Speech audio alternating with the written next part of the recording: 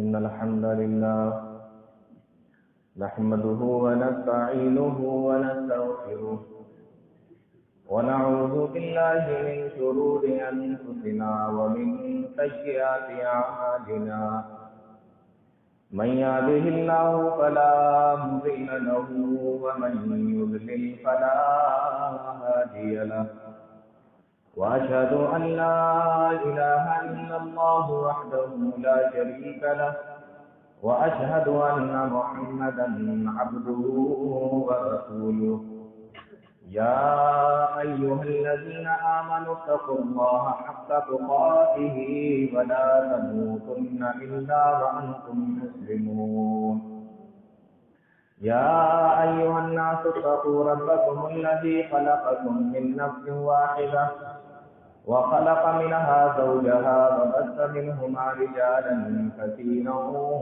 ونساء واتقوا الله الذي تساءلون به والأرحام إن الله كان عليكم رقيبا يا أيها الذين آمنوا اتقوا الله وقولوا قولا سديدا يصلح لكم أعمالكم ويغفر لكم ذنوبكم ومن يطع الله ورسوله فقد فاز فوزا عظيما أما بعد فإن خير الحديث كتاب الله وخير الهدي هدي محمد صلى الله عليه وسلم وشر الأمور محدثاتها وكل محدثة بدعة وكل بدعة ضلالة وكل ضلالة في النار أعوذ بالله السميع العليم من الشيطان الرجيم بسم الله الرحمن الرحيم وله الكبرياء في السماوات والأرض وهو العزيز الحكيم. تمام قسم کی تعریفیں اللہ رب العالمین کے لیے لائق اور رضا ہے، جو ہم سب کا خالق ہے، مالک ہے، رازق ہے، حاکم ہے، اور ہم تمام لوگوں کی عبادتوں کا اکیلا مستحق و سزاوار ہے۔ وہ جو چاہتا ہے، جب چاہتا ہے، جیسے چاہتا ہے کرتا ہے۔ ساری کائنات، ساری مخلوق اس کی غلام اور محتاج ہے۔ ہر چیز پر اس کی طاقت اور قدرت ہے۔ وہ ان اللہ علی کل شیء قدیر ہے۔ بعدہ انگنت بے شمار درود و سلام نازل ہوں تمام انبیاء پر، بالخصوص جناب محمد رسول اللہ صلی اللہ علیہ وسلم پر اور آپ کے آل و اصحاب پر۔ اللہ رب العالمین اپنا رحم و کرم فرمائے ہم سب پر۔ آج ایک نئے موضوع سے خطبے کی شروعات کرتے ہیں۔ اس سے پہلے جو ٹاپک چل رہا تھا اس کو میں نے ختم کر دیا تھا، اور اس کے بعد میں نے آپ لوگوں سے کہا بھی تھا کہ اگلی بار سے انشاءاللہ کسی نئے موضوع پر، نئے ٹاپک پر بات ہوگی۔ یہ جو ٹاپک ہے میں نے اس کا نام رکھا ہے 3 بڑی بیماریاں۔ یہ میرا رکھا ہوا نام ہے، 3 بڑی بیماریاں۔ یہ وہ بیماری نہیں ہے جو انسان کے جسم کو لگ جائیں اور بہت حد تک یا زیادہ سے زیادہ اس کی دنیا برباد کر دے۔ یہ وہ بیماریاں ہیں کہ جس انسان کو لگ جائے اس کی دنیا اور اس کی آخرت دونوں برباد کر دیتی ہے۔ یہ تینوں بیماریاں کون سی ہیں؟ نمبر 1 تکبر، گھمنڈ، نمبر 2 حسد، اور نمبر 3 لالچ۔ تو انشاءاللہ اب سلسلے وار جو ہے اس پر ہم لوگ گفتگو کریں گے۔ یہ 3 بیماریاں ہیں، بہت خطرناک ہیں، بہت بڑی ہیں۔ تو پہلے آج جو ہے تکبر پر بات کرتے ہیں، گھمنڈ پر بات کرتے ہیں، اور اس کی جو شروعات کرنا ہے وہ ایک بہت مشہور واقعے سے کرنا ہے۔ وہ آپ لوگوں نے سینکڑوں بار سنا ہوگا، بہت مشہور واقعہ اور بہت پرانا واقعہ ہے ابلیس کا اور حضرت آدم کا، حضرت آدم علیہ السلام اور ابلیس کا واقعہ، یعنی شیطان کا واقعہ کیا ہے، وہ پورا تفصیل تو مجھے اس میں نہیں کرنا ہے، کیونکہ مجھے اپنے ٹاپک کے حساب سے بولنا ہے، واقعہ تو بہت لمبا ہے۔ اللہ تعالیٰ نے حضرت آدم علیہ السلام کو بنا دیا، روح ڈال دی، جو سکھانا تھا نام سکھا دیے۔ تو پھر اللہ تعالیٰ نے فرشتوں سے کہا کہ آدم کو سجدہ کرو، یہ قرآن کریم کے اندر، تو قرآن کے اندازی میں سنتے ہیں۔ اللہ فرماتا ہے وَإِذْ قُلْنَا لِلْمَلَائِكَةِ اسْجُدُوا لِآدَمَ فَسَجَدُوا إِلَّا إِبْلِيسَ، اور جب ہم نے فرشتوں سے کہا، وَإِذْ قُلْنَا لِلْمَلَائِكَةِ، اور جب ہم نے فرشتوں سے کہا اسجدوا لآدم، آدم کو سجدہ کرو، فسجدوا، تو سارے فرشتے سجدے میں چلے گئے، سب نے سجدہ کیا، الا ابلیس، مگر ابلیس نے سجدہ نہیں کیا، شیطان نے سجدہ نہیں کیا، ابا، سجدہ کرنے سے انکار کر دیا، واستکبر، اور تکبر دکھایا، تکبر پہ بات کرنا ہے نا، ابا واستکبر، انکار کیا اور تکبر کیا، وکان من الکافرین، اور انکار کرنے والوں میں سے ہو گیا۔ یہ قرآن کریم کی آیت کا سلیس کا ترجمہ تھا جو میں نے آپ کے سامنے رکھا۔ اس میں کوئی ایسی چیز نہیں ہے جو آپ نے اس سے پہلے سنی نہیں،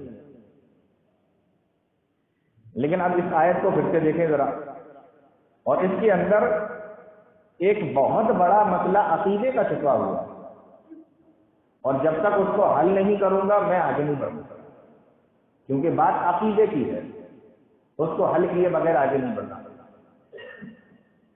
جیسا کہ آپ لوگ جانتے ہیں یہ میری عادت ہے، تو اس میں عقیدے کی کون سی بات چھپی ہے؟ وَإِذْ قُلْنَا لِلْمَلَائِكَةِ اسْجُدُوا لِآدَمَ، جب اللہ تعالیٰ نے فرشتوں سے کہا آدم کو سجدہ کرو، فسجدوا، تو سب سجدے میں چلے گئے، الا ابلیس، مگر ابلیس نے سجدہ نہ کیا۔ تو سوال یہ ہے کہ اللہ کے علاوہ کسی کو سجدہ کرنا جائز ہے؟ اللہ کے علاوہ کسی کے لیے سجدہ جائز ہی نہیں ہے۔ ہم اس کو شرک کہتے ہیں، اور ہم کیا کہتے ہیں؟ قرآن نے ہمیں بتایا کہ یہ شرک ہے، پیارے نبی صلی اللہ علیہ وسلم نے بتایا کہ یہ شرک ہے، یہ سب سے بڑا گناہ ہے کہ اللہ کے علاوہ کسی دوسرے کو سجدہ کیا جائے۔ لیکن آپ دیکھیں کہ یہاں وہی کام ہو رہا ہے، جس کام کے لیے بتایا جا رہا ہے کہ یہ شرک ہے، جس کام کے لیے بتایا جا رہا ہے کہ یہ معاف نہیں ہوتا، جس کے لیے یہ بتایا گیا کہ یہ کرنے والا کبھی بھی جہنم سے نکل نہیں سکتا، جنت میں جا نہیں سکتا، اور وہی کام ہو رہا ہے، سجدہ کروایا جا رہا ہے اللہ کے علاوہ کس کو؟ حضرت آدم علیہ السلام۔ اور سجدہ کس کو کہتے ہیں؟ وضع الجبہۃ علی الارض، یہ پیشانی کو زمین پہ رکھنے کا نام سجدہ ہے۔ اور یہاں پر کچھ پڑھنے وڑھنے کا ذکر نہیں ہے۔ بہت سارے لوگ کیا کہتے ہیں ہم فلاں جگہ سجدہ کرتے ہیں، تو پڑھتے تھوڑی ہے نا کچھ، اس میں جب پڑھیں گے تب نا سجدہ ہوگا، ایسا نہیں ہے۔ آپ پیشانی کو زمین پہ رکھ رہے ہیں، اس کا نام سجدہ ہے، اس میں آپ پڑھتے ہیں تو یا نہیں پڑھتے ہیں تو یہ معاملہ ہی نہیں ہے۔ بات کو سمجھ میں آ رہی ہے؟ کچھ باتیں اشاروں میں بھی بتائی جاتی ہیں، وہ آپ کے سمجھنے کے لیے، تھوڑا سا ذہن اپنا بھی لگائیے۔ تو سجدہ کہتے ہی ہیں پیشانی کو زمین پہ رکھنا، آپ نے پیشانی زمین پہ رکھی، یہ سجدہ ہے۔ اس میں کیا پڑھ رہے ہیں کیا نہیں پڑھ رہے ہیں اس سے کوئی مطلب نہیں ہے شریعت سے، تو سجدہ اس کو کہتے ہیں۔ اب یہاں حکم ہو رہا ہے تو سوال پیدا ہوتا ہے کہ جب سجدہ اللہ کے علاوہ کسی اور کو جائز ہی نہیں ہے تو پھر حضرت آدم علیہ السلام کے سامنے فرشتوں سے سجدہ کیوں کروایا جا رہا ہے؟ کیا یہ شرک نہیں تھا؟ اور اگر یہ شرک ہے تو کیوں کیا جا رہا ہے؟ اور اگر نہیں تھا تو کیوں نہیں تھا؟ اس سوال کو حل کریں گے پھر آگے بڑھیں گے، اس کو سمجھنا پڑے گا آپ کو۔ اس سوال کے کئی جواب دیے جا سکتے ہیں۔ نمبر 1، پہلا جواب یہ ہے کہ یہ سجدہ تو تھا، کیونکہ سجدے میں گئے ہیں تو سجدہ تو ہے یہ، اور قرآن نے بھی اس کو سجدہ ہی کہا ہے، تو یہ سجدہ تو تھا، لیکن یہ سجدہ عبادت نہیں تھا، سجدہ تعظیمی تھا۔ یہ پہلا جواب ہے۔ ایک ہوتا ہے عبادت کا سجدہ، کسی کو ہم اپنا معبود سمجھ کر سجدہ کر رہے ہیں کہ یہ عبادت کے لائق ہے اس لیے ہم اس کے سامنے جھک رہے ہیں، اس کو سجدہ عبادت بولا جاتا ہے۔ اور ایک ہوتا ہے سجدہ تعظیمی، ہم اس کو معبود نہیں سمجھتے، ہم اس کے سامنے عبادت سمجھ کر، اس کی عبادت سمجھ کر سجدہ نہیں کرتے، بلکہ اس کی عزت ہماری نگاہ میں اتنی زیادہ ہے کہ ہم اس کو سجدہ کرتے ہیں۔ یہ ہے سجدہ تعظیم۔ علماء نے اس کا جواب لکھا ہے اس سوال کا کہ یہ سجدہ عبادت نہیں تھا، فرشتوں نے معبود سمجھ کر، رب سمجھ کر آدم علیہ السلام کے سامنے سجدہ نہیں کیا تھا، بلکہ عزت اور تعظیم کی وجہ سے فرشتوں نے حضرت آدم علیہ السلام کو سجدہ کیا تھا۔ یہ سجدہ تعظیمی۔ تو پہلا جواب، سوال کا پہلا جواب تو یہ ہو گیا کہ یہ سجدہ تعظیم ہے۔ اب ان سوال پر پھر ایک سوال، اس جواب پر ایک سوال پھر کھڑا ہو گیا کہ آپ نے یہ جواب دیا کہ یہ سجدہ عبادت نہیں تھا، سجدہ تعظیمی تھا۔ قرآن کی کون سی آیت کے اندر لکھا ہوا ہے کہ یہ سجدہ عبادت نہیں تھا، سجدہ تعظیمی تھا؟ وہاں پر تو صرف سجدے کا ذکر ہے۔ آپ نے کہاں سے نکالا کہ یہ سجدہ عبادت نہیں تھا؟ آپ نے کہاں سے نکالا؟ پورے 30 پارے پڑھ جائیے، جہاں جہاں یہ واقعہ ذکر کیا گیا ہے وہاں صرف سجدے کا ذکر ہے، سجدہ عبادت اور سجدہ تعظیم کا کوئی بیان ہی نہیں ہے۔ پھر آپ نے کہاں سے نکال لیا کہ یہ سجدہ عبادت نہیں تھا، سجدہ تعظیم ہی تھا؟ تو اس کے آگے جو جواب دیا گیا ہے اس جواب سے نکالا علماء نے کہ یہ سجدہ عبادت نہیں بلکہ سجدہ تعظیمی تھا۔ جواب کیا ہے؟ جب سب نے سجدہ کیا اور شیطان نے، ابلیس نے سجدہ نہ کیا تو اللہ تعالیٰ نے اس سے کہا کہ تم نے سجدہ کیوں نہیں کیا؟ تو ابلیس کا جواب سنو، اللہ قرآن میں کہتا ہے، کہنے لگا انا خیر من، میں نے سجدہ اس لیے نہیں کیا، انا خیر من، کیونکہ میں اس سے بہتر ہوں۔ کس سے؟ حضرت آدم علیہ السلام سے۔ انا خیر من، میں اس سے بہتر ہوں۔ یہ جواب بتا رہا ہے کہ یہ سجدہ عبادت نہیں، سجدہ تعظیمی تھا۔ اگر یہ سجدہ عبادت ہوتا تو شیطان کا جواب یہ ہوتا، ابلیس کا جواب یہ ہوتا کہ اللہ تیرے علاوہ سجدہ کسی کے لیے جائز ہی نہیں ہے، تمہیں کیوں کروں؟ یہ جواب ہوتا۔ لیکن جواب ہے انا خیر من، میں اس سے بہتر ہوں۔ یعنی اگر تجھے سجدہ کروانا ہی تھا تو اس سے کہتا کہ یہ میرے سامنے سجدہ کرے، مجھ سے کہا جا رہا ہے کہ میں اس کے سامنے کروں، میں بہتر ہوں اور یہ میرے سامنے سجدہ کرے گا، بلکہ میں اس کے سامنے سجدہ کرنا ہوں، مجھ سے کیوں کہا جا رہا ہے؟ شیطان کا یہ جواب جو اللہ تعالیٰ نے قرآن کریم کے اندر نوٹ کیا ہے، اس سے پتہ چلتا ہے کہ یہ سجدہ عبادت نہیں، سجدہ تعظیمی تھا۔ سمجھ میں آ رہا ہے؟ کوئی بہت علمی بات ہے۔ ہاں، سجدہ عبادت ہوتا تو شیطان کا جواب یہ نہیں ہوتا کہ میں اس سے بہتر ہوں، تو اس سے کہے کہ تو یہ میرے سامنے سجدہ کرے، یہ جواب نہیں ہوتا، بلکہ شیطان کا بھی جواب ہوتا کہ اللہ سجدہ ہے کب کسی اور کے لیے، جائز کب ہے کسی اور کے لیے، یہ جواب ہوتا۔ لیکن اس کا جواب بتا رہا ہے کہ یہ سجدہ تعظیم ہے۔ دوسرا جواب، کسی بھی نبی کی شریعت میں اللہ تعالیٰ نے جتنے بھی نبی بھیجے، جتنے بھی رسول بھیجے، کسی بھی نبی کی شریعت کے اندر سجدہ عبادت، جو سجدہ عبادت سمجھ کر کیا جاتا ہے، معبود سمجھ کر کیا جاتا ہے، کسی بھی نبی کی شریعت میں سجدہ عبادت کبھی بھی جائز ہی نہیں رہا، کبھی جائز نہیں رہا۔ تو سجدہ عبادت کبھی جائز نہیں رہا تو بچا کیا؟ تو کسی بھی نبی کی شریعت کے اندر سجدہ عبادت کبھی جائز ہی نہیں رہا۔ اب آپ کہیں گے اس کی کیا دلیل ہے؟ اس کی دلیل ہے پیارے نبی صلی اللہ علیہ وسلم کا فرمان ہے، صحیح بخاری کی روایت، اللہ کے نبی فرماتے ہیں لعنت اللہ علی الیہود والنصارى، اللہ کی لعنت ہو یہود و نصارہ پر، لعنت اللہ علی الیہود والنصارى، اللہ کی لعنت ہو یہود و نصارہ پر۔ کیوں؟ اتخذوا قبور انبیائہم مساجدا، انہوں نے اپنے نبیوں کی قبروں کو سجدہ گاہ بنا لیا، عبادت کرنے لگے، سجدے کرنے لگے، ان سے مانگنے لگے، گڑ گڑانے لگے، فریادیں کرنے لگے، تو انہوں نے اپنے نبیوں کی قبروں کو سجدہ گاہ بنا لیا۔ اس لیے اللہ کے نبی فرماتے ہیں کہ ان کے اوپر اللہ کی لعنت ہو یہود و نصارہ۔ کسی بھی شریعت کے اندر کبھی بھی کسی بھی نبی کی شریعت میں سجدہ عبادت جائز ہی نہیں رہا۔ اللہ تعالیٰ قرآن میں فرماتا ہے وَلَقَدْ بَعَثْنَا فِي كُلِّ أُمَّةٍ رَسُولًا، ہم نے ہر قوم کے اندر ایک نبی بھیجا، ایک رسول بھیجا۔ کس لیے بھیجا؟ أَنِ اعْبُدُوا اللَّهَ وَاجْتَنِبُوا الطَّاغُوتَ، وہ اپنی قوم کو آ کر یہی بتایا کرتا تھا، وہ میری قوم کے لوگوں أَنِ اعْبُدُوا اللَّهَ، اللہ کی عبادت کرو، وَاجْتَنِبُوا الطَّاغُوتَ، اور اللہ کے علاوہ کسی اور کی عبادت نہ کرو۔ یہ آیت بھی بتا رہی ہے کہ سجدہ عبادت جائز ہی نہیں ہے، کبھی جائز نہیں رہا۔ اب سوال یہ ہے کہ کیا سجدہ تعظیمی جائز ہے؟ کسی دوسرے کے لیے سجدہ تعظیمی کر سکتے ہیں؟ تو پہلا تو میں نے وہ بتا دیا آپ کو کہ شیطان کا جو جواب ہے وہ کس طریقے کا ہوتا۔ اب سوال یہ ہے کہ سجدہ عبادت کسی بھی نبی کی شریعت میں جائز نہیں ہے، تو کیا سجدہ تعظیمی نبیوں کی شریعت کے اندر جائز تھا؟ قرآن نے اس کا جواب دیا کہ ہاں وہ جائز تھا۔ جیسے حضرت یوسف علیہ السلام کا واقعہ سنا ہوتا، مصر کے اندر ہیں، بادشاہ بھی بنا دیے گئے ہیں، اب انہوں نے فلسطین کی سرزمین سے اپنے بھائیوں کو بھی بلوا لیا اور اپنے ماں باپ کو بھی بلوا لیا کہ اب یہاں مصر میں آ کر رہو۔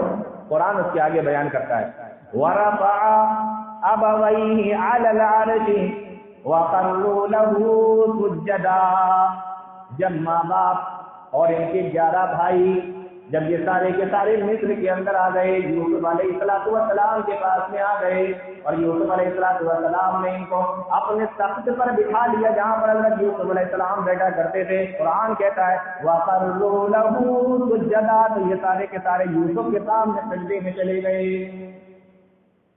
بات کلیئر ہو رہی ہے کہ نہیں؟ سجدہ عبادت کبھی جائز نہیں رہا، اور یہاں سجدہ ہو رہا ہے تو پھر کون سا سجدہ بچا؟ ظاہر سی بات ہے کہ سجدہ تعظیم نہیں بچا۔ جیسے بادشاہوں کے سامنے لوگ سجدے کرتے ہیں، جا کر ان کے دربار میں جب پہنچتے ہیں سجدے کرتے ہیں، تو یہ سجدہ تعظیم ہے۔ قرآن کہتا ہے یوسف علیہ السلام کے سامنے ماں باپ اور 11 بھائی سب سجدے میں چلے گئے۔ جب یوسف علیہ السلام نے دیکھا، فرمایا یا ابتی ھذا تعبیر رؤیا من قبل، او میرے ابا یہ وہی خواب کی تعبیر ہے جو میں نے بچپنے میں دیکھا تھا۔ خواب دیکھا تھا نا کہ 11 ستارے، چاند اور سورج مجھے سجدہ کر رہے ہیں، کبھی بتائیں گے یوسف علیہ السلام کا جب ذکر آئے گا تب تفصیل سے بتائیں گے۔ کہا یا ابتی ھذا تعبیر رؤیا من قبل، یہ اسی خواب کی تعبیر ہے جو میں نے بچپنے میں دیکھا تھا۔ قد جعلها ربی حقا، اور آج میرے پروردگار نے اس کو پورا کر دیا ہے اور اس کو سچ کر دیا ہے۔ تو معلوم یہ ہوا کہ یہ جو سجدہ کرایا گیا یہ سجدہ عبادت نہیں، سجدہ تعظیمی تھا۔ سجدہ عبادت کبھی بھی کسی کے لیے جائز ہی نہیں تھا، اور سجدہ تعظیمی پہلے کی نبیوں کی امتوں کے اندر جائز تھا۔ پھر بیٹھ رہا ہے دماغ میں کہ نہیں بیٹھ رہا ہے؟ تو سجدہ تعظیمی فرشتوں نے کیا، کس کو کیا؟ حضرت آدم علیہ السلام کو۔ اب پھر ایک سوال پیدا ہوتا ہے، پہلے کی نبی کی شریعتوں میں سجدہ تعظیمی جائز تھا کہ رب نہ سمجھو، عزت کے لیے کسی کے سامنے سجدہ کر لو، تو کیا ہم اس امت کے اندر بھی وہ کر سکتے ہیں کہ نہیں؟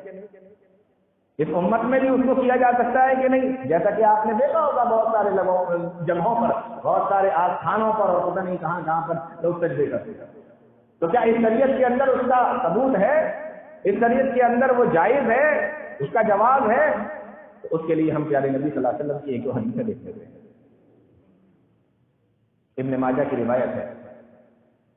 صحابی رسول کہتے ہیں لما قدم معاذ من الشام، جب حضرت معاذ بن جبل رضی اللہ تعالیٰ ملک شام سے واپس آئے۔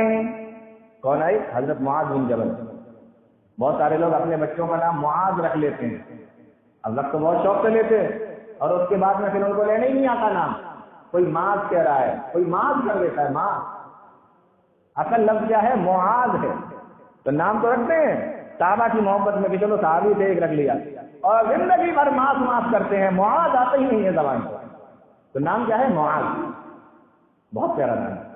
لما قدم معاذ من الشام، حضرت معاذ بن جبل رضی اللہ تعالیٰ مدینہ آئے۔ کہاں سے؟ ملک شام سے۔ ملک شام کا نام آج کیا ہے؟ سیریا۔ ملک شام سے واپس آئے۔ سجد للنبی صلی اللہ علیہ وسلم، اور اللہ کے نبی صلی اللہ علیہ وسلم کے سامنے آ کے سجدہ ریز ہو گئے، نبی کے سامنے سجدہ کرنے لگے، نبی کے لیے سجدہ کرنے لگے۔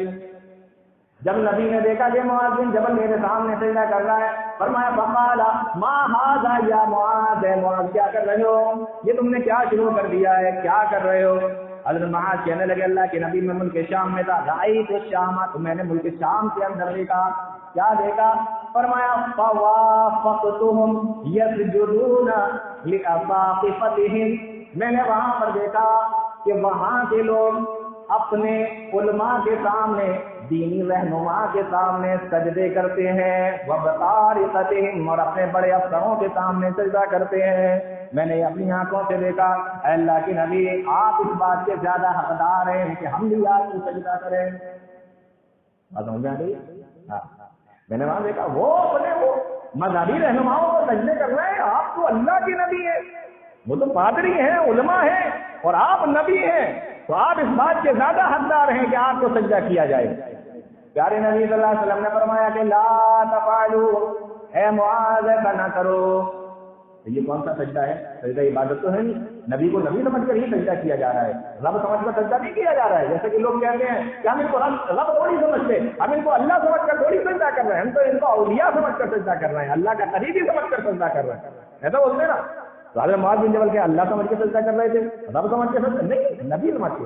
حدیث کے اندر الفاظ موجود ہے کہ وہ اپنے علماء کو کر رہے ہیں، تو آپ تو اللہ کے نبی ہیں، آپ تو اس بات کے زیادہ حقدار ہیں کہ آپ کو سجدہ کیا جائے۔ یعنی نبی نے فرمایا لا تفعلوا، ایسا نہ کرو، لو كنت آمرا احدا ان يسجد لغیر اللہ، اگر میں دنیا کے اندر کسی کو یہ حکم دیتا کہ وہ اللہ کے علاوہ کسی دوسرے کے سامنے سجدہ کرے، کتنے خوش ہو رہا ہے جن کو حدیث معلوم ہے۔ فرمایا لو كنت آمرا ان يسجد احد، لو كنت آمرا احدا ان يسجد لغیر اللہ، اگر میں کسی کو حکم دیتا کہ وہ اللہ کے علاوہ کسی دوسرے کے سامنے سجدہ کرے، لَأَمَرْتُ الْمَرْأَةَ أَن تَسْجُدَ لِزَوْجِهَا، تو میں عورت کو حکم دیتا کہ وہ اپنے شوہر کے سامنے سجدے کیا کرے۔ ہاں، تو سجدہ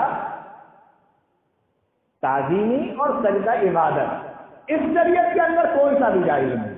اس بات کو بہت اچھے طریقے سے اپنے ذہنوں کے اندر ڈالیں۔ ایک اور حدیث سنیے اسی تعلق، یہ نسائی کی روایت حضرت قیس بن سعد رضی اللہ تعالیٰ عنہ بیان کرتے ہیں، یہ معاذ ملک شام گئے تھے، یہ بیان کرتے ہیں کہ اتیت الحیرہ، میں حیرہ سے آیا، حیرہ ایک جگہ کا نام ہے، یہ بھی فلسطین کے آس پاس کی جگہ ہے، ملک شام کے آس پاس کی جگہ ہے۔ اتیت الحیرہ، اللہ کے نبی صلی اللہ علیہ وسلم نے مجھے اس کام سے حیرہ بھیجا، میں وہاں پر پہنچا، وہاں پر دیکھا میں نے کہ یسجدون لمرزبان لہم، وہاں کے بادشاہ کا نام تھا مرزبان، کہتے ہیں میں نے لوگوں کو دیکھا یسجدون لمرزبان لہم، وہ لوگ اپنے بادشاہ کے سامنے سجدہ کر رہے ہیں۔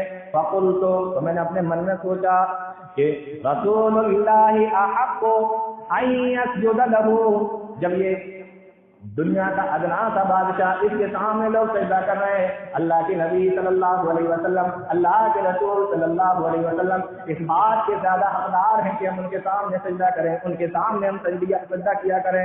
پھر کہنے لگے فلما اتیت المدینہ، اس کے بعد میں حیرہ سے مدینہ آ گیا اور میں اللہ کے نبی صلی اللہ علیہ وسلم کے پاس میں پہنچا اور میں نے نبی صلی اللہ علیہ وسلم سے جا کے کہا کہ رأیتہم یسجدون لمرزبان لہم، میں نے حیرہ کے اندر دیکھا تھا وہاں کی رعایا، وہاں کی عوام اپنے بادشاہ کے سامنے سجدے کر رہی تھی۔ اللہ کے نبی آپ اس بات کے زیادہ حقدار ہے، احق ان نسجد لک، کہ ہم آپ کے سامنے سجدے کیا کریں، آپ کے سامنے سجدہ ریز ہوا کریں، آپ کے لیے سجدے کیا کریں۔ یاری نبی نے فرمایا لا تفعلوا، وہی الفاظ جو پہلے بیان کیے تھے، لا تفعلوا، ایسا نہ کرو، لو كنت آمرا احدا ان يسجد لغیر اللہ، اگر میں دنیا کے اندر کسی کو حکم دیتا کہ اللہ کے علاوہ کسی کے سامنے سجدہ کرے، لأمرت المرأة ان تسجد لزوجها، تو عورت کو حکم دیتا کہ وہ اپنے شوہر کو سجدہ کیا کرے۔ یاری نبی صلی اللہ علیہ وسلم نے منع کر دیا۔ تو یہ صحابہ کرام جو سجدہ کر رہے تھے تو लब समझ के तो नहीं करते ना, नबी समझ के सजदा करते। तो नबी समझ के सजदा करते तो सजदा ताज़ीम ही होता, और रब समझ के सजदा करते तो सजदा इबादत होता।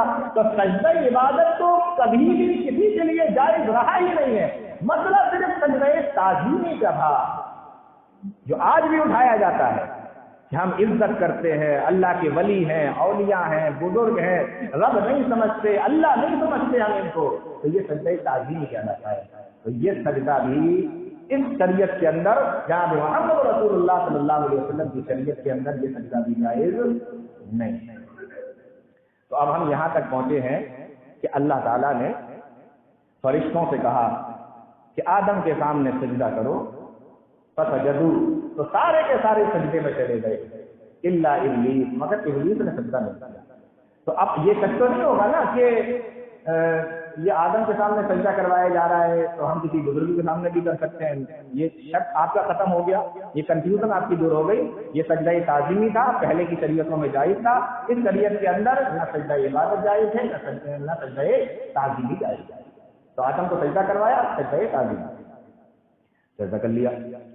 कुरान के अल्फाज सुनो, कुरान कहता है फसजदू, सारे के सारे सजदे में चले गए, इल्ला इब्लीस, मगर इब्लीस ने सजदा न किया, शैतान ने सजदा न किया। अब पता नहीं आपके दिमाग में यहाँ कोई सवाल उठ रहा है कि नहीं उठ रहा है, लेकिन मेरे दिमाग में तो बहुत पहले से सवाल ये है कि हुक्म किसको हो रहा है सजदा करने के लिए? फरिश्तों को। और सजदा कर कौन नहीं रहा है? शैतान। उसे हुक्म ही नहीं हुआ था, शैतान को तो हुक्म ही नहीं हुआ है ना, हुक्म तो फरिश्तों को हुआ। जिनको हुक्म हुआ उसने कर लिया, जिनको हुक्म नहीं था उसने नहीं किया, तो उसको क्यों इब्लीस कहा जा रहा है? उसकी क्यों इतनी जिल्लत हो रही है, इतना दलील ख्वार उसको क्यों किया जा रहा है? नहीं समझ आ रहा है, बड़ा अहम सवाल है ये। अल्लाह ने कहा, हमने फरिश्तों से कहा सजदा करो, फरिश्ते सजदे में चले गए, बाकी बचा इब्लीस, वो नहीं गया, उसकी कोई गलती है, उससे तो कहा ही नहीं गया था, लेकिन फिर भी अल्लाह कह रहा है इब्लीस नहीं गया। अब उसने इनकार किया, तो वो कह सकता है कि हमसे कहा कब गया है? हम अगर इनकार कर रहे हैं, हमसे कहा ही नहीं गया, फरिश्तों से कहा गया था, वो सजदे में चले गए, तो ये गुत्थी कैसे सुलझेगी? तो इसको भी सुलझा लेते हैं, तो फिर आगे बढ़ते हैं। अब इसका जवाब देने वालों ने, देखिए कुरान की आयत है तो जवाब तो देना पड़ेगा, तो इसका जवाब देने वालों ने एक बड़ा प्यारा सा जवाब दिया, मतलब प्यारा नहीं, आप उसको कहिए बड़ा भोला सा जवाब दिया, ठीक है ना, बड़ा भोला सा जवाब दिया। उन्होंने कहा कि असल बात यह है कि ये जो इब्लीस है ना, ये सजदा ना करने की वजह से इब्लीस बना है, वरना ये पहले फरिश्ता ही था। ये जवाब दिया कि ये सजदा ना करने की वजह से इब्लीस बना है, वरना ये पहले फरिश्ता ही था। तो एक जवाब तो ये दिया, लेकिन ये जवाब सही है? ये जवाब सही नहीं है। कुरान करीम इस जवाब का भी खंडन करता है। क्यों? क्योंकि कुरान कहता है कि काना मिनल जिन्नी फफसका अन रब्बी, शैतान जिन्नातों में से था, ये कुरान की आयत है। काना मिनल जिन्नी, वो फरिश्ता था ही नहीं, मिनल जिन्नी, वो तो जिन्नातों में से था, फफसका अन रब्बी, और उसने अपने रब का हुक्म नहीं माना। फिर सवाल वही है कि हुक्म उसे दिया कर दिया, काना मिनल जिन्न। तो जो लोग ये कहते हैं कि पहले फरिश्ता था बाद में इब्लीस हो गया, उनका ये जवाब तो नहीं चलेगा, क्योंकि कुरान ही तो इसका खंडन कर दे रहा है, कुरान इसका रद्द कर दे रहा है। तो जिन्होंने इसको फरिश्ता माना, इब्लीस को शैतान नहीं मानते, जिन्नात नहीं मानते, जो लोग इसको फरिश्ता मानते हैं, तो उनके ऊपर फिर एक सवाल और होता है कि अगर ये फरिश्ता था तब तो इसको सजदा करना ही चाहिए था, फिर क्यों नहीं चाहिए? क्योंकि फरिश्तों के ताल्लुक से अल्लाह कहता है ला यासून अल्लाह मा अमरहुम, वो अल्लाह की नाफरमानी करते ही नहीं। तो अगर ये फरिश्ता था तो इसने क्यों नाफरमानी की? इससे भी ये पता चलता है कि ये फरिश्ता नहीं था। अगर फरिश्ता होता तो फरिश्तों की सिफत तो अल्लाह ने कुरान में ये बयान फरमाई कि ला यासून अल्लाह मा अमरहुम, अल्लाह के नाफरमानी कभी नहीं करते, वया कानून मा युमरून, जो हुक्म किया जाता है फौरन करते हैं। तो कहा कि नहीं देखो ये फरिश्ता तो था, उनके पास जवाब उसका क्या है? नहीं ये फरिश्ता तो था, लेकिन अल्लाह ताला ने जो हुक्म दिया था सजदा करने का, वो आसमान के फरिश्तों को हुक्म नहीं दिया था, जमीन के फरिश्तों को हुक्म दिया था, और क्योंकि ये आसमान में रहता था इसलिए इसके ऊपर ये हुक्म लागू ही नहीं है। लेकिन ये जवाब भी बड़ा भोला सा जवाब है, लेकिन बढ़िया सा नहीं है, भोला सा है। کیوں؟ کیونکہ اس جواب کا خود رد جو ہے قرآن کر دیتا ہے. قرآن کہتا ہے فسجد الملائکۃ کلھم اجمعون. اللہ نے حکم دیا اور ملائکہ یہ جمع کا صیغہ ہے اور ملک ایک فرشتہ، ملائکہ تمام فرشتے. تو فسجد الملائکہ تمام فرشتے سجدے میں چلے گئے. کلھم، کل کے معنی ہوتا ہے تمام کی تمام، پھر اجمعون پھر جمع کا صیغہ، پھر تمام کے تمام. یعنی ایسے لفظ کو اللہ نے استعمال کیا کہ سارے فرشتے گئے، چاہے وہ زمین کے ہوں چاہے آسمان کے ہوں. اس سے پتہ چلتا ہے کہ ایسا نہیں ہے کہ آپ کہہ رہے ہو کہ زمین کے فرشتوں کو حکم دیا گیا تھا سجدہ کرنے کا، آسمان کے فرشتوں کو حکم نہیں دیا گیا تھا. ایسا نہیں ہے. اللہ نے کہا ہے فسجد الملائکۃ کلھم اجمعون، تمام کے تمام فرشتے سجدے میں گئے. تو پہنچی وہیں سے خاک جہاں کا خمیر تھا. تو سوال تو پھر کھڑا ہو گیا نا کہ دو جواب دیے گئے کہ یہ فرشتہ تھا، قرآن اس کا رد کرتا ہے. پھر جواب دیا گیا کہ آسمان کے فرشتوں کو حکم نہیں تھا، زمین کے فرشتوں کو حکم تھا، قرآن نے پھر اس کا رد کر دیا. تو سوال پھر وہی کھڑا ہو گیا کہ جب یہ فرشتہ تھا ہی نہیں تو پھر اس سے کہا کیوں جا رہا ہے الا ابلیس. ابلیس نے سجدہ نہیں کیا. تو اس کا جواب کیا ہوگا؟ اس کا جواب یہ ہے جو قرآنی آیتوں کے ذریعے سے ہمیں ملتا ہے. قرآنی آیتوں کے ذریعے سے ہمیں پتہ چلتا ہے کہ یہ جو ابلیس تھا جناتوں میں سے تھا، لیکن یہ اپنی عبادت کی وجہ سے اللہ کے یہاں اتنا مقام پا چکا تھا کہ اللہ رب العالمین نے اس کو زمین سے اٹھا کر آسمان پر بلا لیا اور فرشتوں کے گروہ میں اس کو شامل کر دیا تھا اور کہا تھا کہ زمین پہ نہیں یہاں پر آ کے عبادت کرو، فرشتوں کے ساتھ عبادت کرو. یہ قرآن کی آیتیں ہمیں بتاتی ہیں. جیسا کہ ابھی آگے بات چلے گی نا تو آپ کو سمجھ میں سب آتا رہے گا. تو قرآن یہ کہتا ہے کہ یہ جنات تھا، شیطانوں میں سے تھا، لیکن عبادت کی وجہ سے اللہ نے اس کو زمین سے آسمان پر بلا لیا تھا اور فرشتوں کے گروہ میں شامل کر دیا تھا. اب فرشتوں کے گروہ میں ہے، جنت کے مزے یہ لے رہا ہے، فرشتوں کے ساتھ یہ رہ رہا ہے، کھیل یہ رہا ہے، کھا یہ رہا ہے، گھوم یہ رہا ہے، ٹھیک ہے نا، آسمانوں میں یہ رہ رہا ہے، فرشتوں کے ساتھ گھوم پھر سب کچھ فرشتوں کے ساتھ میں ہو رہا ہے. اب حکم دیا جا رہا ہے سجدہ کرو تو یہ الگ کھڑا ہوگا کہ ہم تو ہیں ہی نہیں. ایسا تو نہیں چلے گا. آپ ساری سویدھائیں لے رہے ہو، سمجھ میں آ رہی ہے بات کی نہیں؟ ہاں، آپ ساری سویدھائیں تو لے رہے ہو فرشتوں والی، اور جب حکم دیا جا رہا ہے کہ سجدہ کرو تو آپ اللہ اچھے کھڑے ہو جاؤ کہ میں تو وہ ہوں ہی نہیں. ایسا نہیں چلے گا جی. تو یہ قرآن ہمیں بتاتا ہے کہ یہ تھا انہی میں سے، لیکن پھر اس کے بعد کیا ہوا؟ اس نے کیا کیونکہ یہ شیطان تھا، یہ جنات تھا، اور جناتوں کو شیطانوں کو اللہ نے آگ سے بنایا ہے. تو میں آگے چل کے پھر اس طریقے سے بہت ساری باتیں کرنے والا ہوں آپ لوگوں سے. اس لیے جو ہے نا اس نے انکار کر دیا. فرشتے انکار نہیں کرتے، فرشتے نور کے بنے ہوئے وہ بڑے نرم ہوتے ہیں. یہ آگ کا بنا ہوا، آگ سخت ہوتی ہے، آگ کے اندر سرکشی ہوتی ہے. تو اس نے جو ہے نا اس کی وہ چیز اندر سے پھر باہر کی طرف آ گئی. الا ابلیس، میں نہیں کرنا، انکار کر ابا، انکار کیا، واستکبر، اور کیا کیا؟ تکبر کیا، وکان من الکافرین، اور کافروں میں سے ہو گیا، اللہ کے نافرمانی میں ہو گیا. ابھی اسی آیت کو رہنے دیتے ہیں، اس کے آگے سے انشاءاللہ اگلے ہفتے بات کریں گے اور بات سمجھ میں آئے گی. اللہ ہم تمام لوگوں کو نیک عمل کی توفیق عطا فرمائے، قرآن و حدیث کو سمجھنے کی، اس پر چلنے کی توفیق عطا فرمائے. آمین یا رب العالمین.